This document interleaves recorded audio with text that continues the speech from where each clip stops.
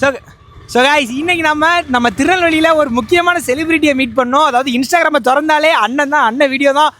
தமிழ்நாட்டில் இவர் தெரியாத ஆளே கிடையாது, அவ்வளோ ஃபேமஸ் அண்ணன். ஸோ வந்து அவங்க கூட வந்தீங்கன்னா ரேண்டமாக போய்கிட்டு இருக்கும்போது அண்ணனை பார்த்தா சரி ஓகே அண்ணன் எப்படியாவது வச்சு வீடியோ எடுத்துடணும். ஏன்னா நான் அவங்களுடைய அவ்வளோ பெரிய ஃபேன், உங்களுக்கு பிக்கஸ்ட் ஃபேனு அப்படின்னு சொல்லலாம். எப்போவுமே டே அண்ட் நைட் இவங்க வீடியோ பார்க்காம தூங்கவே மாட்டான். இவங்க வந்து நிறைய விஷயங்கள் மக்களுக்கு சொல்லிட்டு இருக்காங்க.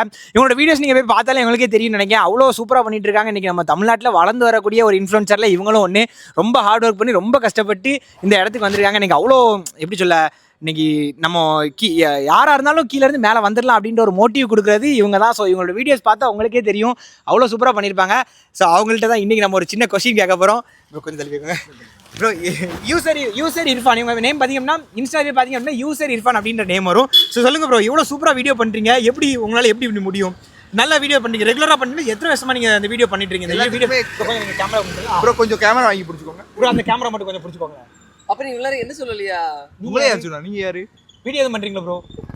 வீடியோ பண்ணுறீங்களா?